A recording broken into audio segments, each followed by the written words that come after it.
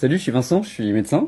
Bonjour, je suis Angèle et je suis naturopathe et cuisinière. Et on va vous expliquer comment faire pour vivre longtemps et en bonne santé jusqu'à 100 ans. Très longtemps.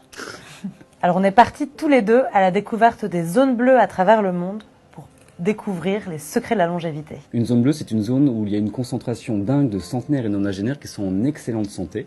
Il y en a 5 dans le monde, une au Costa Rica, une au Japon, une en Sardaigne, une en Grèce et également une en Californie aux États-Unis. Les scientifiques ont mis en avant 4 grands piliers qui seraient responsables de la longévité. Le premier, l'ADN. Notre ADN, notre patrimoine génétique, est responsable de notre longévité, de notre bonne santé à hauteur de 20%. Et c'est génial parce qu'en fait c'est très peu 20%, donc 80%, le reste, on est co-créateur de notre santé. C'est ce qu'on va appeler l'épigénétique, dans lequel on va retrouver l'activité physique, l'alimentation et le lien social.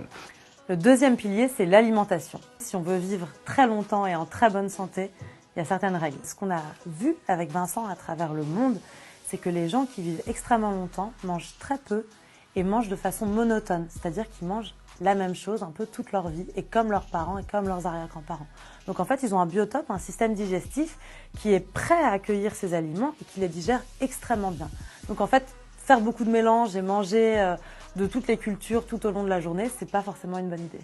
Il va peut-être falloir un peu plus facilement s'orienter sur les produits biologiques sans pesticides. C'est une chose qui n'était pas une évidence pour moi avant de commencer le programme. J'avais l'impression que ça me demandait un effort d'aller chercher le rayon bio dans les magasins. Au final, c'est pas beaucoup plus cher d'aller manger bio.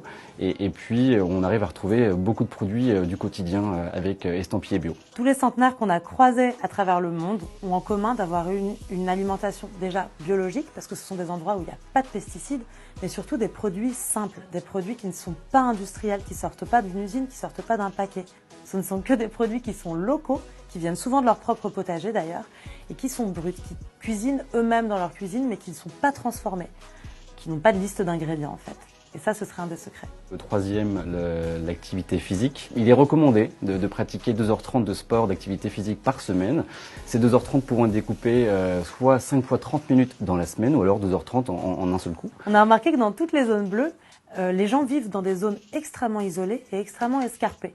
Donc en fait, toute leur vie, ils ont marché doucement, mais de façon constante. Vous pouvez également, je ne sais pas pour les Parisiens ou ceux qui ont le métro, mais vous forcer un petit peu à prendre plutôt les escaliers plutôt que les escalators. C'est vrai que ça embête un petit peu tout le monde, mais finalement, ce sont des exercices assez simples à mettre en place en application dans la vie de tous les jours. Le quatrième pilier de la longévité, et ça c'est très intéressant pour nous, surtout si on est citadin ou si on n'a pas trop le temps de voir notre famille et nos amis, c'est le lien social. Tous ces gens-là, tous ces centenaires et super centenaires, etc., peu importe leurs milieux sociaux, sont très proches les uns des autres.